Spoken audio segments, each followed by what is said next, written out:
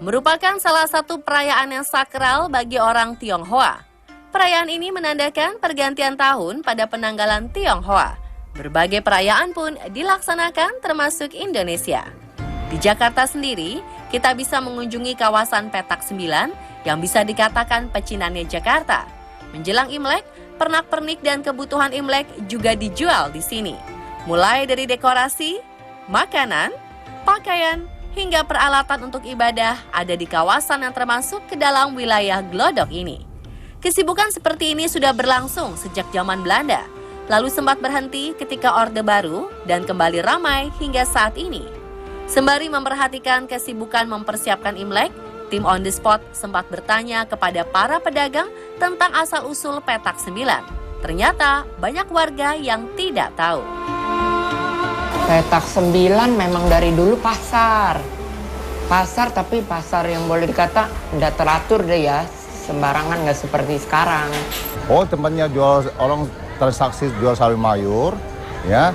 Di situ ada toko-toko tua, ada tempatnya jual obat-obatan ya tradisional. Di mana setiap orang Imlek atau acara-acara orang Tionghoa ya mau beli sesuatu ada di situ semua. Bagi kaum Tionghoa, Petak 9 memang dikenal sebagai pusat jual beli atau pasar. Namun ternyata, terbentuknya Petak 9 ini merupakan salah satu politik Belanda untuk mengontrol populasi komunitas Tionghoa pada abad ke-17 yang pertumbuhannya semakin pesat. Masa pemerintahan Gubernur Jenderal Adrian Falconer pada tahun 1740-an, itu ada semacam gerakan intimidasi kepada orang-orang etnis Tionghoa yang ada di wilayah sekitar Batavia. Nah, akibat gerakan itu kemudian timbullah huru-hara yang sangat besar pada waktu itu, pada tahun 1740. Sebagian komunitas Cina ini akhirnya ditempatkan di tempat yang kita sebut Petak 9.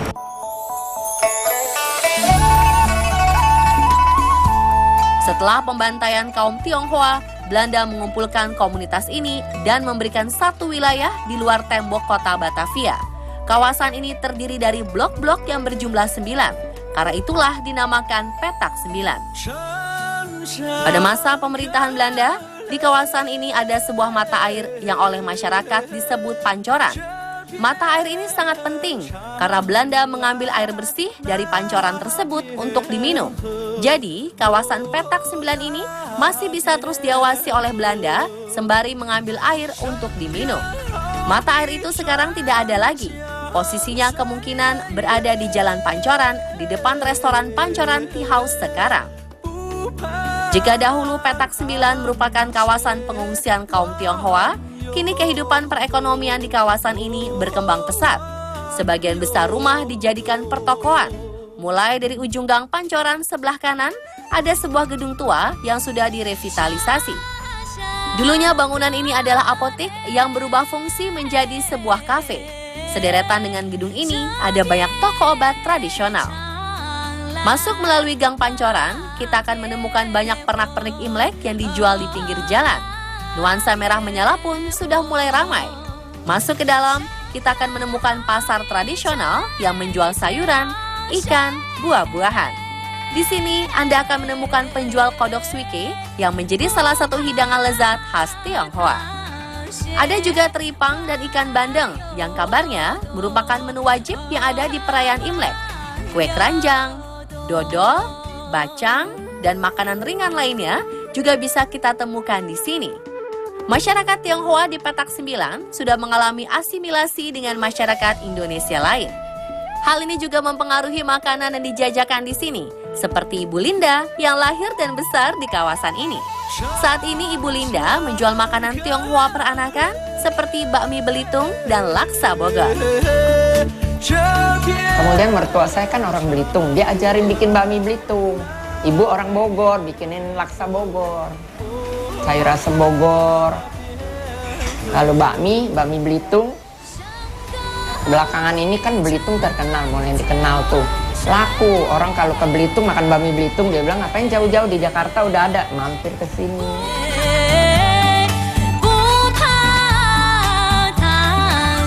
Setelah melewati pasar, kita akan menemukan sebuah kelenteng vihara Dharma Bhakti.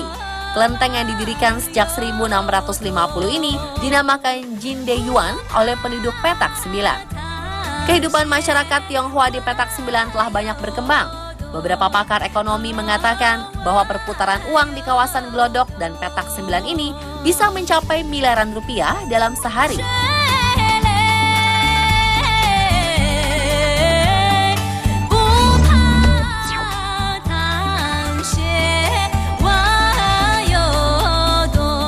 Berbeda dengan kemeriahan dan kemewahan warga Tionghoa di kawasan petak 9 ini, masyarakat Tionghoa di Tangerang hidup dalam kesederhanaan dan menyatu seperti masyarakat Indonesia pada umumnya. Bagaimana sejarah mencatat cerita tentang kesederhanaan warga Tionghoa di daerah Tangerang yang dikenal dengan sebutan Cina Benteng ini? Sesaat lagi, hanya di On The Spot.